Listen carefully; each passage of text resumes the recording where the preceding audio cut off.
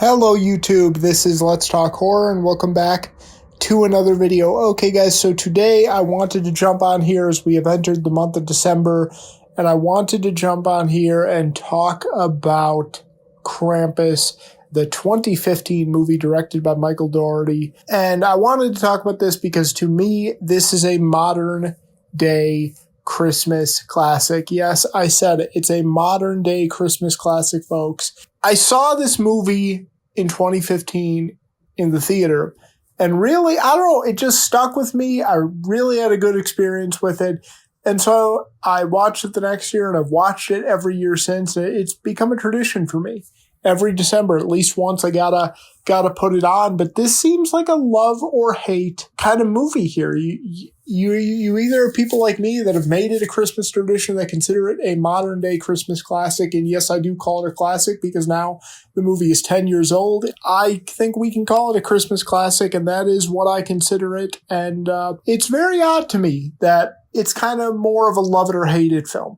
It is, and I've noticed that. You either have people like me that consider it a Christmas classic, or you have people on the other side that for some reason just really do not like this film. It really didn't connect with them. I'm going to tell you why I fall on the side that I do. Stay tuned for that. If you don't know what Krampus is, pretty much it's a folk legend that has been around for centuries. I think it originated in Germany and parts of Europe, and to this day, for decades, there have been Krampus Day celebrations. Krampus Day is December 5th, guys, and in parts of Europe every year, there are like parades and celebrations, and it's a legitimate thing.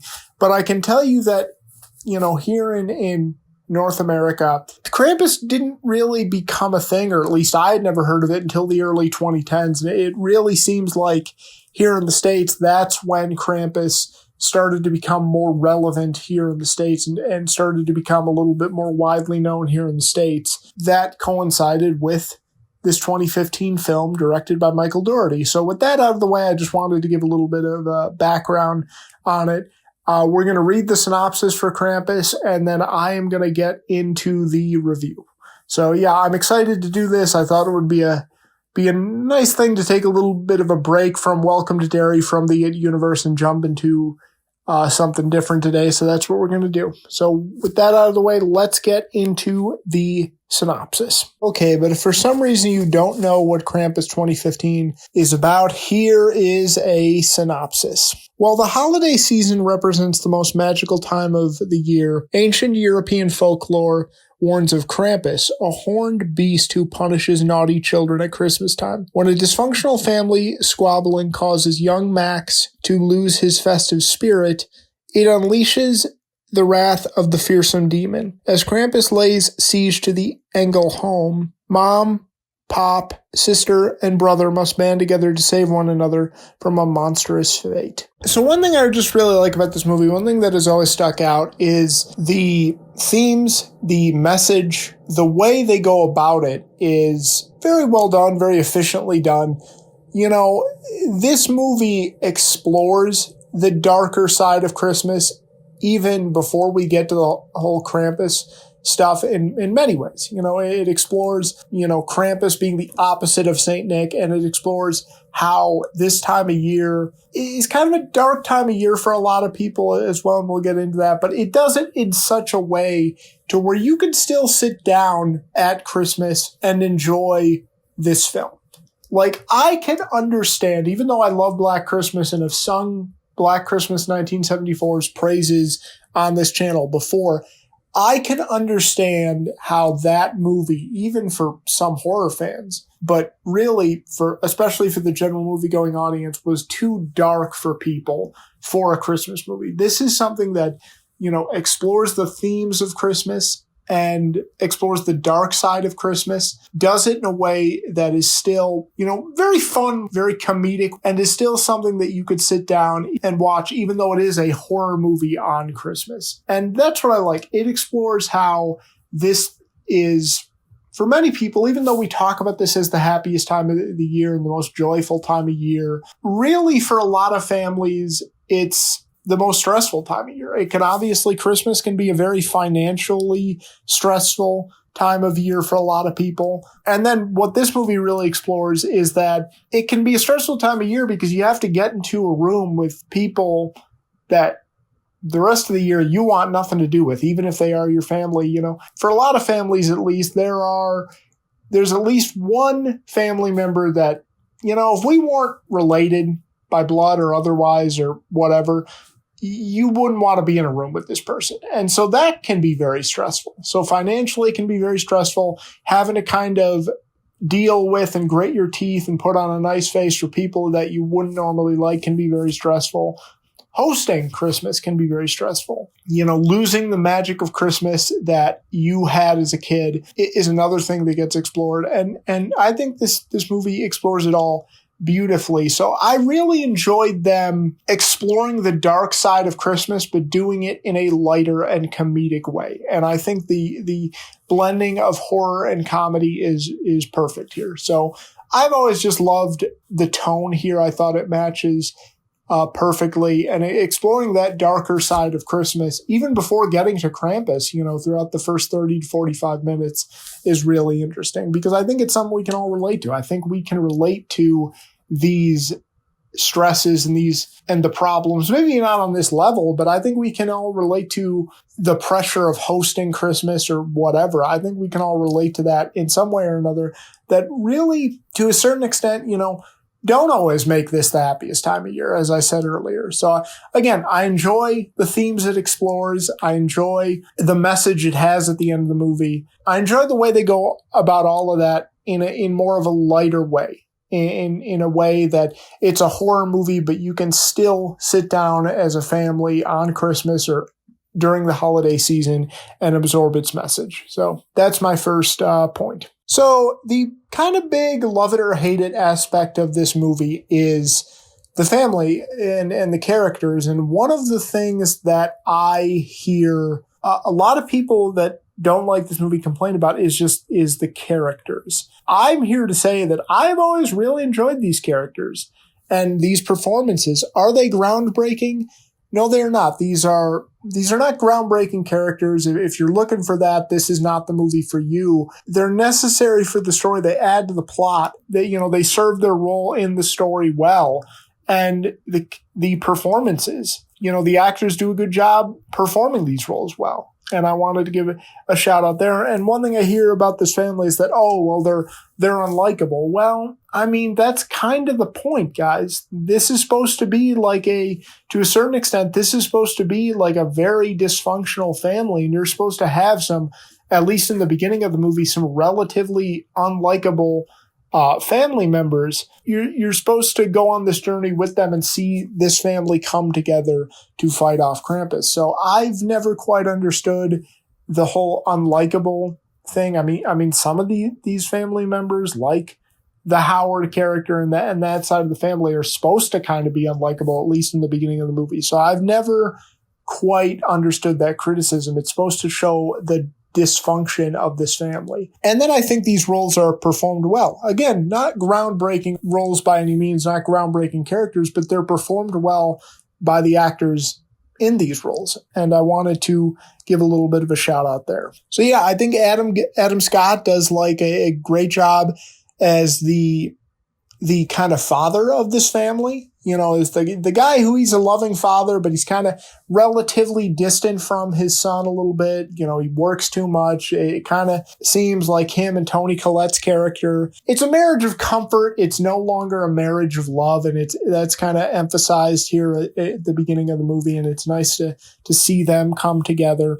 David Ketcher does a good job as Howard. He's kind of the major comedy element of the movie. He has some of the most memorable lines, and he is just so good at playing these obnoxious and raunchy but super funny characters. And I'll even say it, I think he knocks it out of the park here. You have Conchata Farrell as Aunt Dorothy too. She's kind of the other comedic element that she's got the best lines as well. And she's kind of the aunt that springs herself on the family on Christmas and is kind of judgmental. And it's funny. Again, it's not a groundbreaking role, but she does a good job. So yeah, overall, I always enjoy the characters in this movie. I always enjoy, seeing this extremely dysfunctional family that doesn't really like each other and feels it's more of an obligation around Christmas to spend time with each other, kind of come together through this event with Krampus. And yeah, I've never understood the hate. The characters to me, especially David Ketchner's character, Conchata Ferrell's character, Adam Scott's character, Toni Collette's character. MJ Anthony does a good job as Max. He's the kid in the beginning of the movie that loses, hope. He's kind of the final piece that he and the grandmother in this family, they are kind of the last pieces that have hope in Christmas. And when Max loses hope and rips up his Christmas list, he summons Krampus.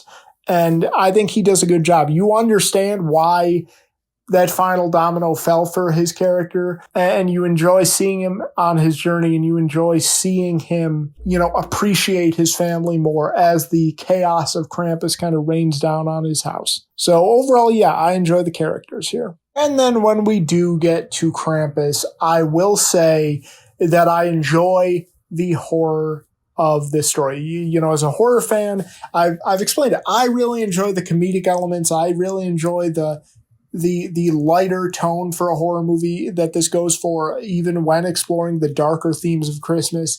But when we do get horror, it's pretty good. The thing that always sticks out to me first and foremost is the snowstorm. The snowstorm, this blizzard that comes out of nowhere, just coming down right on this neighborhood and this family. That's always stuck with me. It leads to some great cinematography and some great atmosphere and a great, creepy, isolated horror feel, especially as it gets dark. And then when the chaos of Krampus rains down, we get some good monsters here. The standout monster, one of the most underrated horror creatures, at least in recent memory to me, is the Jack-in-the-Box monster. I love how they did his arrival. They show a little bit of him in the early part of the movie when Krampus first arrived, and spoiler alert, the Jack-in-the-Box gets the daughter.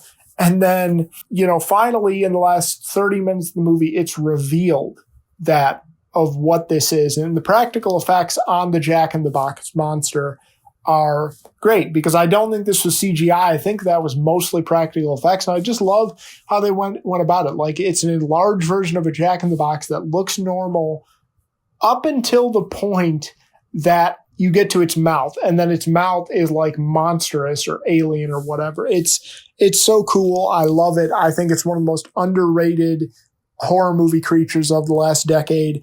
We also get some of the other monsters are not as memorable. We get the angel on top of the tree, like the family angel on top of the tree. That was pretty cool. But the other thing of the little toy robot is kind of generic. The teddy bear, while it looks cool, is somewhat generic. The one part where you get a little bit of iffy CGI is the gingerbread cookies as well. But even them, the CGI isn't that bad. It's aged better than I thought it would. And it kind of fits with the darkly comedic tone of the movie. So there's enough here with the horror, with pretty solid atmosphere and the snowstorm and the Jack-in-the-Box monster and even Krampus himself, who, his arrival is built up pretty well. They take their time getting to him, but when they do get to him, it's worth it. Although I do have some mixed feelings about how Krampus looks, but overall, yeah. If you're a horror fan, even though this is definitely going for a more darkly comedic tone and more of a horror comedy tone, there's enough horror in here where you'll have a fun enough time with it. And as I kind of touched upon in this last point, and I noticed it, a lot in this rewatch in particular, there really is a good mix of practical effects and all these different kind of effects. It's mostly practical effects, pretty much all the elves of Krampus and Krampus himself and the Jack-in-the-Box, as I said, that all looks practical. That all looks great. The teddy bear looked kind of like a mix of practical effects and CGI. The angel looked practical. The one thing I think that was entirely CGI was the gingerbread men. And as I said before, it actually doesn't look that bad. In fact, they kind of fit tonally with the movie. So I enjoyed that. But even we get a cool scene in the middle of the movie from the grandmother. She's almost kind of like the Dr. Loomis of this, to a certain extent, of this universe and of this family, as she has had run-ins with Krampus before. She had a run-in with Krampus as a child. She's the one trying to warn the family, trying to protect the family. You know, as we kind of get filled in on her previous run-in with Krampus and her childhood, there's this really cool, like, scene that it's told entirely through, like, I don't think it's claymation, but animation, you know, and that was a cool little change up.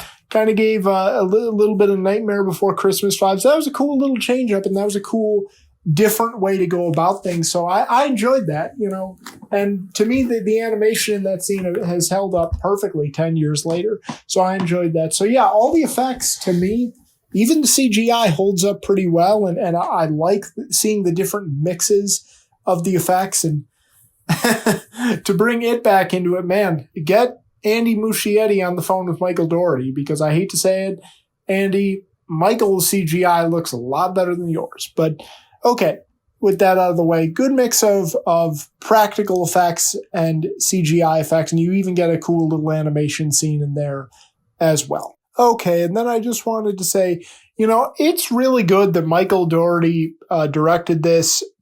He directed Trick or Treat as well, and I know we're all hoping for a sequel to that. But, you know, one of the things that made Trick or Treat so good, that movie had Halloween in its fucking bones, man. That movie, I mean, it captured Halloween vibes and the Halloween night better than some of the Halloween movies. And I think that's what this did as well. This captured everything about Christmas that we love. This captured the holiday season so perfectly. As I said earlier, the darker side of the holiday, a lot of the stuff we love about Christmas, you know, the warm feel of a fire, or the Christmas lights, or seeing a Christmas tree up, or the holiday music, or the presents under the tree, like everything we associate those warmer feelings, the colors of the holiday, it captures it perfectly. And, you know, it does a good job of it kind of being a comfort movie, kind of being, you know, a good holiday movie, a comfort holiday movie, while still being a horror movie. And again, I think he captured it perfectly. And I love the opening of this movie, by the way. I forgot to mention, how can I mention of like it's beginning to look a lot like Christmas, playing over the scene of the Black Friday shoppers kind of trampling over each other. It's a perfect tone setter for the movie. I forgot to mention that earlier, but I wanted to mention it here.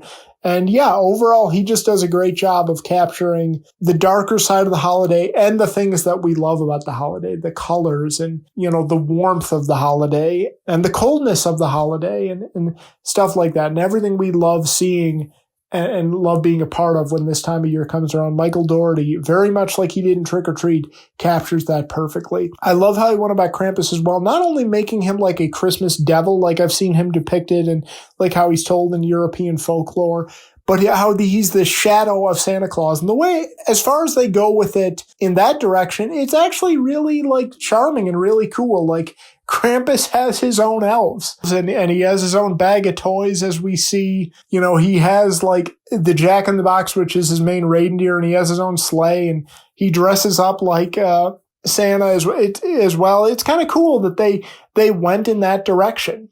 You know, it's that actually like making him this like direct clone or shadow or darker version of Santa Claus, I thought was really cool. Guys, and then my final positive is the ending. I really do love where they leave off with these characters, how it's, to a certain extent, it's kind of a ambiguous ending. It's an ending that can be interpreted many different ways. I'm not going to spoil it. I'm not going to mention it here. Go watch the movie and see for yourself. Obviously, you know at this point that I'm recommending it.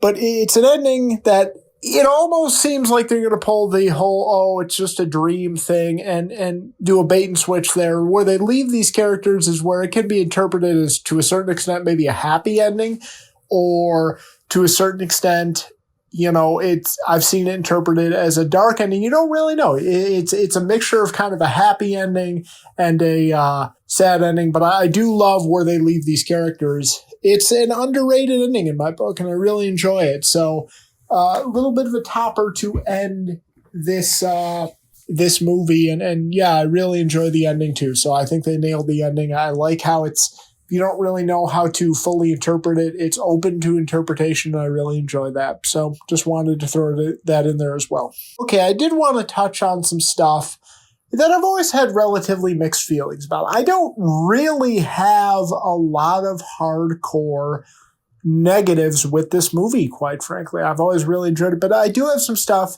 that I've been always relatively mixed about. So I wanted to touch on that here. The look of Krampus, I've always had mixed feelings about. I like that they kind of went for a different look than what you see him depicted in like pictures and stuff, and I like how they gave him like the full like shadow of Santa getup, but even with like the beard, but they made the decision to give him a hump, which was weird.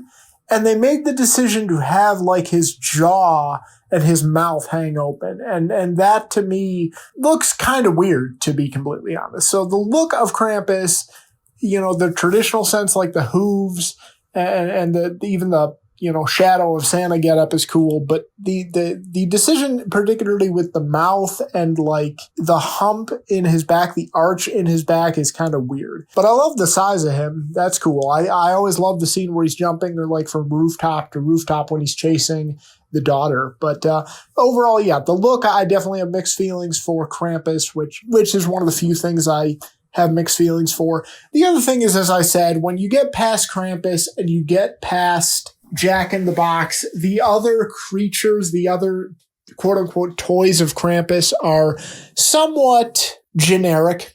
The teddy bear's cool, but it's somewhat generic. The gingerbread men are somewhat generic. That's another thing I have mixed feelings about. But the practical effects, the effects on all of them were great. Again, mixed feelings on another thing for, even though it was a PG-13 movie, and as much as I praise this movie for being a horror movie you can sit down on Christmas and watch and enjoy with the whole family without probably getting too many weird stares because it's not too dark, I would have liked maybe a little bit more of a bite, of a little bit more of some bloodiness and more of that, a little bit more of a horror bite. I just feel like it's missing a little bit that could have been there and should have been there, even for a PG-13 movie. That's just me.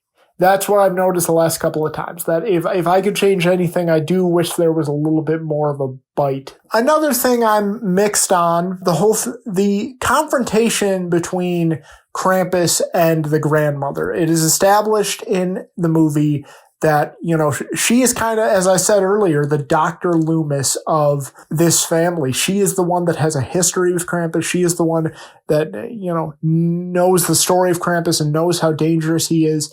And they spend, a good portion of the film building up to this confrontation. They finally get there, and Krampus's entrance, and the first time we see him up close is great when he comes down the chimney. They're playing that Up on the Housetop, click, click, click song. And, that was great, but then it ends in seconds. They built up to this confrontation and then it ends in seconds. That's a little bit of a mixed reaction for me as well.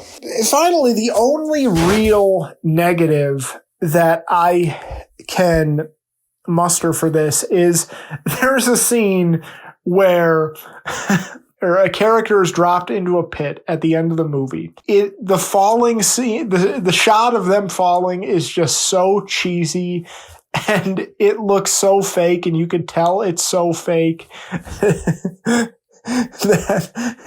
it's humorous, but it took me out of the movie. So if there's one little scene that took me out of the movie, and even at the time I kind of rolled my eyes and laughed because it was funny, that's the scene. But yeah, overall, as far as my mixed to negative part of the video, that's it. That's really all I can muster. But okay, guys, that's going to do it for me today. If you can't tell, I really enjoy this film. And if you haven't watched it, or if you've watched it and just haven't cared for whatever reason, I really would recommend giving it a second chance. There's, again, quite a few stuff, more than I thought, that I'm a little bit mixed on, but it's really minor stuff. This is something that I can forgive pretty easily. Every time I watch this, I have a good time with it. I laugh. And as a horror fan, there's still plenty of horror vibes, and there's still, a lot of good atmosphere and cinematography. And it's just a nice little simple Christmas horror movie. It, a kind of a classic Christmas message with a horror twist on it. So overall, guys, I would absolutely recommend giving this a chance. I'm going to give it a 9 out of 10. I don't share some of the complaints that a lot of people have. And for me, this is a movie that I pop in every year. And for as much as we talk about and give credit to Michael Dougherty for Trick or Treat, and people want a sequel for Trick or Treat, I think his Christmas horror movie deserves love too. And while I don't think they should follow the same family, I certainly would not mind and would not be opposed at all if it was announced tomorrow or a week from now or years from now that we are getting a Krampus 2, because I really enjoyed, and I think that there is more stories to tell within this universe and with this character and all that. So yeah, it was great. I enjoyed this film. I'm going to give it a 9 out of 10. I'm going to give it a 9 out of 10. It's a really solid Christmas horror film. I hope some of you out there give it a chance. I hope maybe I on its 10-year anniversary, I hope maybe that I gave a little bit more recognition to this as a Christmas classic, because that's what I'll always consider it. And I can only speak for myself, but I look forward to my visit from Krampus every single year. So, okay, guys, that's going to do it for me. Thanks for tuning in today's video, and I will see you guys later. Okay, take care.